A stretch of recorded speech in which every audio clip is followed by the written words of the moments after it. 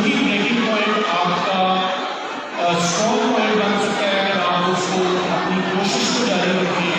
और अल्लाह आपको उसकी कामयाबी का जरूर करता है, वो कर जरूरत है। हमने एक मेरी ऐसे केसेस देखे हैं जिसमें हम कोई लाइन ऑफ इन्वेस्टिगेशन देते हैं एक डॉक्टर का बड़ा हाउस ऑपरेटर जिसको हुआ है, डॉक्टर भी बहुत ज़्यादा है इस तरह की हाउस ऑपरेटिंग। तो हमने 11 लाइन ऑफ इन्वेस्टिगेशन की, हर लाइन ऑफ इन्वेस्टिगेशन में होगी और अचानक एक ऐसा हुआ उसके दिन में बात आई उसके कारण से जो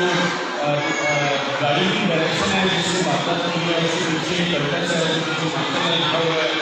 और ये मोटर पे जा रही है तो मोटर पे